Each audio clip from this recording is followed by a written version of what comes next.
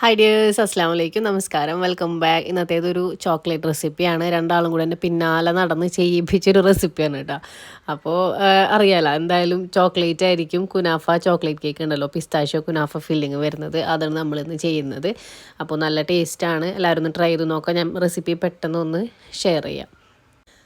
അപ്പോൾ നമ്മൾ ഫസ്റ്റ് തന്നെ ഫില്ലിങ്ങിൽ കൊടുക്കാനുള്ള കാര്യങ്ങൾ ചെയ്യുക. കുനാഫ ഡോണ് വേണ്ടത് നമ്മൾ ഫ്രീസറിൽ നിന്ന് കുറച്ച് നേരത്തെ ഒന്ന് പുറത്തെടുത്ത് വെച്ചിട്ട് ഇതുപോലെ ചെറുതായിട്ടൊന്ന് കട്ട് ചെയ്തെടുക്കുക. പിന്നെ പിസ്താഷ്യോ വേണം, ഷെല്ലൊക്കെ കളഞ്ഞിട്ട്. ഒന്നില്ലെങ്കിൽ നമുക്ക് ക്രഷ് ചെയ്തെടുക്കുക, അല്ലാന്നുണ്ടെങ്കിൽ പേസ്റ്റാക്കി ചെയ്യുക. രണ്ട് മെത്തേഡിൽ ചെയ്യാം കേട്ടോ. അപ്പോൾ ഞാനിവിടെ ബോയിൽ ചെയ്തിട്ട് നല്ല ചൂടുള്ള വെള്ളത്തിലിട്ടിട്ടൊന്ന് ബോയിൽ ചെയ്തിട്ട് ഞാനൊന്ന് അരിച്ചെടുത്തിട്ട് പേസ്റ്റ് ആക്കുകയാണ് ചെയ്യണം കേട്ടോ.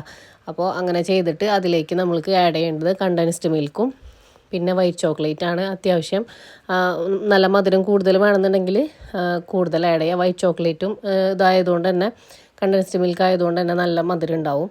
അപ്പോൾ അത് പേസ്റ്റാക്കി അരച്ചെടുത്തതിന് ശേഷം നമ്മൾ ആ കുനാഫാഡോ ബട്ടറിലൊന്ന് റോസ്റ്റ് ചെയ്തെടുക്കുക, അതും ആഡ് ചെയ്യുക കേട്ടോ. അതിന് നമ്മൾ ഫില്ലിങ്ങിൽ കൊടുക്കണത് ബട്ടറിൽ നന്നായിട്ടൊന്ന് സോട്ട് ചെയ്തെടുക്കണം കേട്ടോ. നല്ല ക്രിസ്പി ആയിട്ട് കിട്ടണം. അപ്പോൾ തന്നെ നമുക്ക് പേസ്റ്റിനായൊരു ടേസ്റ്റ് വരുള്ളൂ, ക്രിസ്പിനെസ് വരുള്ളൂ.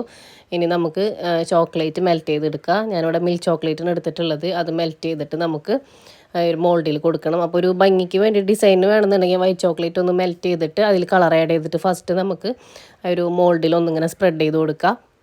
അപ്പോൾ നമ്മൾ മെൽറ്റാക്കണ ചോക്ലേറ്റിൽ വേറെ ഒന്നും ആഡ് ചെയ്തിട്ട് എന്നാലും കറക്റ്റ് നമുക്ക് സെറ്റായിട്ട് കിട്ടുള്ളൂ. അപ്പോൾ ജസ്റ്റ് വൈറ്റ് ചോക്ലേറ്റ് മെൽറ്റ് ചെയ്തിട്ട് ഞാൻ രണ്ട് കളർ ഇങ്ങനെ ആഡ് ചെയ്ത് കൊടുക്കുകയാണ് ചെയ്തത് കേട്ടോ. ഇനി അതിലേക്ക് അതൊന്ന് ഡ്രൈ ആയതിന് ശേഷം, ഡ്രൈ ആണെന്ന് വെച്ചാൽ കുറച്ച് നേരം ഒന്ന് ഫ്രിഡ്ജിൽ ഒന്ന് സെറ്റ് ചെയ്യാൻ വെക്കുക. എന്നിട്ട് നമുക്ക് മിൽക്ക് ചോക്ലേറ്റ് ഒന്ന് മെൽറ്റ് ചെയ്തിട്ട് ഇതുപോലെ ഒന്ന് എല്ലാ ഭാഗത്തേക്കും ഒന്ന് സ്പ്രെഡാക്കി കൊടുക്കുക.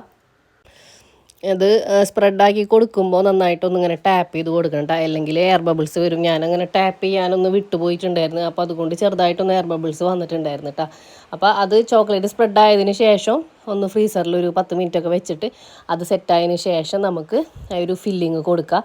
ഫില്ലിങ് കൊടുത്തതിന് ശേഷം പിന്നെ നമുക്ക് ചോക്ലേറ്റ് മെൽറ്റ് ചെയ്തത് വീണ്ടും ഒന്ന് കവർ ചെയ്ത് കൊടുത്തിട്ട് നമുക്ക് ചോക്ലേറ്റ് സെറ്റ് ചെയ്ത് വെക്കാം കേട്ടോ.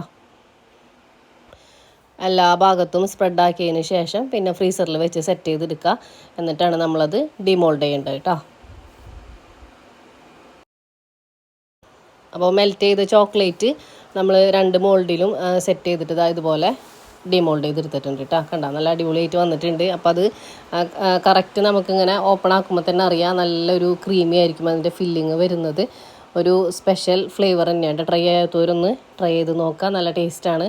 കുട്ടികൾക്കൊക്കെ പ്രത്യേകിച്ച് ഭയങ്കര ഇഷ്ടമാവും. അപ്പോൾ അതുകൊണ്ടാണ് എന്നെ പിന്നാലെ നടന്നത് ചെയ്യണമെന്ന് പറഞ്ഞത്. ഇങ്ങനെ വീഡിയോസ് കാണണമല്ലോ. ട്രൈ ചെയ്ത് നോക്കിയിട്ട് ഫീഡ്ബാക്ക് അറിയിക്കട്ടെ. അപ്പോൾ ഓക്കെ, ബൈ.